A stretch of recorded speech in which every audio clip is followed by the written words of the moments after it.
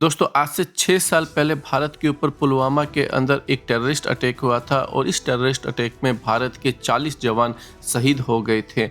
आज 6 साल बाद में हम ये जानने की कोशिश करेंगे कि भारत की मिलिट्री प्रिपरेशंस कैसी है और क्या भारत के ऊपर फिर से ऐसे टेररिस्ट अटैक हो सकते हैं क्या? इसको रोकने के लिए भारत क्या कर सकता है? इन सारे मुद्दों के ऊपर दोस्तों इसी वीडियो में हम बात करने वाले हैं। लेकिन दोस्तों आपसे एक रिक्वेस्ट है कि आप हमारे चैनल को सब्सक्राइब कीजिए और हमारी वीडियो को लाइक और शेयर करना मत भूलिएगा। दोस्तों पुलवामा टेरर अटैक एक ऐसी घटना थी जो 14 फरवरी 2019 को हुई, जब जम्मू श्रीनगर नेशनल हाईवे पर एक सीआरपीएफ कॉन्वॉय पर सुसाइड बॉम्बिंग की गई। ये हमला पुलवामा डिस्ट्रिक्ट के लेथापोरा एरिया में हुआ था। इस अटैक में 40 सीआरपीएफ जवान शहीद हो गए थे और ये भारत के सिक्योरिटी फोर्सेज पर कश्मीर में 1989 के बाद का सबसे खतरनाक टेररिस्ट अटैक माना जाता है। अटैक को जैसे मोहम्मद नाम के पाकिस्तान बेस्ड टेररिस्ट ग्रुप ने अंजाम दिया था। सुसाइड बॉम्बर का नाम आदिल अहमद था, जो पुलवामा का ही एक लोकल यूथ था। आदिल ने 2018 में जैसे मोहम्मद ज्वाइन किया था और एक्सप्लोजिव से भरी अपनी गाड़ी सीआरपीएफ कॉन्वॉय से टकरा दी थी।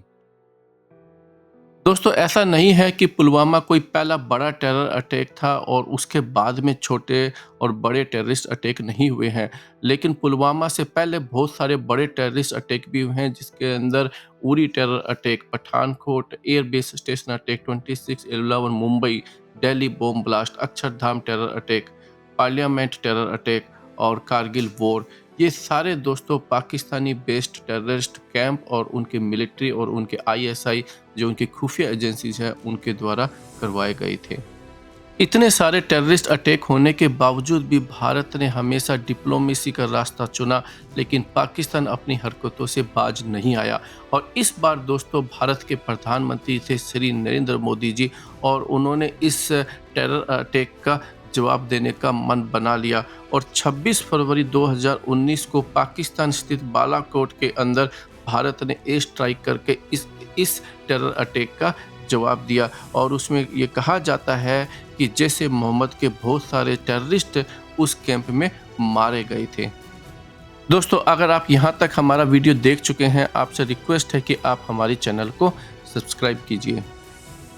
भारत के बालाकोट स्ट्राइक का जवाब देने के लिए दोस्तों अगले दिन पाकिस्तान अपने F-16 और दूसरे फाइटर जेट्स के द्वारा एक रिटेलिएटरी एक्शन लेता है और इसी एक्शन के दौरान हमें भारत के द्वारा कैरी की जाने वाली जो बियॉन्ड विजुअल रेंज की मिसाइल थी उसकी शॉर्टकमिंग्स का पता चलता है। और इसी शॉर्टकमिंग्स को दूर करने के लिए दोस्तों अब एक बहुत ही बड़ी न्यूज आ रही है। वो क्या न्यूज है दोस्तों, अब उसके बारे में जान लेते हैं। और ये बड़ी न्यूज़ दोस्तों अमेरिका से आ रही है। भारत के प्रधानमंत्री जी श्री मोदी जी अमेरिका की यात्रा के ऊपर है और उन्होंने व्हाइट हाउस के अंदर प्रेसिडेंट ट्रंप से मिले हैं। प्रेसिडेंट ट्रंप ने प्रेस कॉन्फ्रेंस के दौरान ये ऐलान किया कि वो भारत को अब F-35 देने के लिए तैयार है।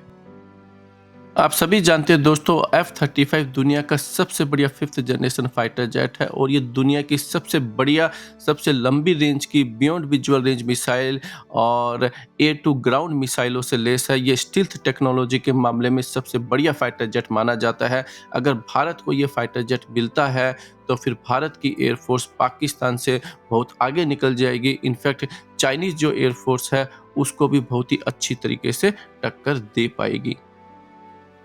दोस्तों भारत को बिना डिले करे इस डील को साइन कर लेना चाहिए और कम से कम 5 या 6 स्क्वाड्रन जो है वो परचेज कर लेनी चाहिए, क्योंकि भारत का जो 5th जनरेशन फाइटर जेट है वो 2036 या 37 से पहले नहीं आने वाला है और तब तक हमें F-35 की बहुत ज़्यादा ज़रूरत है। और अब बात करते हैं दोस्तों भारत के ऊपर ये टेररिस्ट अटैक होते क्यों हैं, और मैं इन सब का जो सबसे बड़ा रीजन मानता हूँ दोस्तों वो है कारगिल वॉर। देखिए कारगिल वॉर के अंदर हमारी जो गवर्नमेंट थी उस टाइम की, उन्होंने एक डिसीजन लिया था LOC क्रॉस नहीं करने का। हमने उसके अंदर एयरफोर्स भी यूज की थी, लेकिन एयरफोर्स जो है वो भी LOC उसने क्रॉस नहीं करी थी और इसी बात का जो है फ़ायदा पाकिस्तान उठाता आया है और उसको लगा कि भारत कभी भी जो है वो एलओसी क्रॉस नहीं करेगा।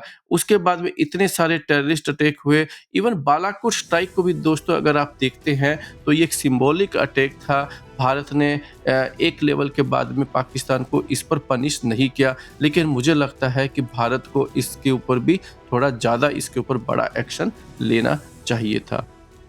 और अब बात करते हैं दोस्तों कि भारत की मिलिट्री प्रिपरेशन कैसी है 6 सालों के बाद में। इससे पहले कि इस पॉइंट के ऊपर हम आगे बढ़ें, आपसे फिर रिक्वेस्ट है कि आप हमारे चैनल को सब्सक्राइब कीजिए और हर पॉइंट के ऊपर अपनी ओपिनियन दोस्तों कमेंट सेक्शन में ज़रूर बताइए। अगर हम टोटल फाइटर जेट्स की बात करते हैं दोस्तों, तो भारत के एयरफोर्स के पास में 2019 की कंपैरिजन में आज कम फाइटर जेट हैं। भारत के पास में 2019 में लगभग 100 के आसपास मिग-21 थे, जो जिसमें से कि लगभग 70 अब रिटायर हो चुके हैं और जो लास्ट के जो करीबन 30 के आसपास जो मिग-21 है वो इस साल रिटायर होने वाले हैं। और भारत ने इस दौरान के अंदर 36 राफाल की डिलीवरी ली है और उसके अंदर मीटियोर मिसाइल है जो कि 150 किलोमीटर रेंज की बताई जाती है। इन 36 राफाल के अंदर भी दोस्तों केवल जो 29 फाइटर जेट हैं वही फाइट के लिए है, बाकी जो है ट्रेनर फाइटर जेट हैं। और इसके अलावा भारत ने 20 तेजस MK1 फाइनल ऑपरेशन क्लियरेंस के भी मिले हैं। तो ओवरऑल जो भारत के जो टोटल फाइटर जेट है दोस्तों वो एक्चुअली कम हो चुके हैं। राफाल जो है वो एक अच्छी कैपेबिलिटी का फाइटर जेट है, लेकिन वो 36 ही है और ये भी दोस्तों टेक्निकली ईस्टर्न बॉर्डर के ऊपर चाइना के खिलाफ जो है लगाए गए हैं। और दूसरी तरफ दोस्तों भारत ने तेजस MK1 AK-83 के ऑर्डर दे रखे हैं, लेकिन अभी तक उसकी डिलीवरी स्टार्ट नहीं हुई है और ये काफ़ी डिले होते जा रहे हैं। और उसके बाद में जो सबसे बड़ी जो न्यूज़ है दोस्तों, Su-30 MKI के अंदर भारत की इंडिजिनियसली डेवलप की गई अस्त्रा MK1 मिसाइल, जिसकी रेंज अभी भी केवल सिर्फ 100 किलोमीटर है, वो इंटीग्रेट की गई है। तो भारत की जो ओवरऑल जो कैपेसिटी है दोस्तों, अगर हम 6 साल के बाद में देखते हैं तो कोई भी जो है वो कोई सिग्निफिकेंट इंक्रीज नहीं हुआ है। इनफैक्ट मैं ये कह सकता हूँ कि टोटल नंबर ऑफ जेट्स जो हैं टेक्निकली कम ही हुए हैं। दोस्तों भारत 1990 से अपने पास में रशिया से लीज करके चक्रा क्लास की न्यूक्लियर अटैक सबमरीन को अपनी नेवी में रखता था और पिछले कुछ सालों पहले ही दोस्तों उस सबमरीन का अब एक एक्सीडेंट हो गया है। तो भारत अब टेक्निकली एक बिना न्यूक्लियर अटैक सबमरीन के है। भारत ने एक न्यूक्लियर बैलिस्टिक मिसाइल सबमरीन अरिगत को इंडक्ट किया है, लेकिन दोस्तों इस सबमरीन का यूज ओनली तभी यूज होगा जब कोई भारत के ऊपर कोई न्यूक्लियर स्ट्राइक होगी। तो टेक्निकली इस सबमरीन का फिलहाल कोई यूज नहीं है। और इसके अलावा दोस्तों 2005 के अंदर भारत ने 6 स्कॉर्पियन क्लास की सबमरीन का ऑर्डर दिया था, जिसमें से 4 जो सबमरीन है पिछले 6 सालों के अंदर भारत के अंदर इंडक्ट हो गई है। और इसके अलावा कुछ डिस्ट्रॉयर जो है और कुछ फ्रिगेट है वो भी कमीशन हुए हैं, लेकिन कुछ जो है डीकमीशन हुए हैं। तो इसलिए अगर आप मुझे नेवी की भी बात करते हैं तो भारत ने इसके अंदर कोई सिग्निफिकेंट बेसिकली कोई भी कैपेबिलिटीज अभी तक ऐड नहीं करी है। और यही हाल दोस्तों आर्मी का है, लेकिन दोस्तों भारत के जो सोल्जर्स है वो दुनिया के सबसे बढ़िया सोल्जर्स है, सबसे बढ़िया भारत की ये आर्मी है। और इसी का ही रीज़न है दोस्तों कि पाकिस्तान बार बार LOC के ऊपर हरकतें करता है, लेकिन उसको कोई सफलता नहीं मिल पाती है। और 2020 के अंदर चाइना ने भी दोस्तों यही कोशिश करी गलवान के अंदर, और 4 साल के बाद में जो है उसको हटने के ऊपर जो मजबूर होना पड़ा है वो देश दोस्तों भारत की आर्मी ही है, भारत की ये बहादुर सिपाही ही है।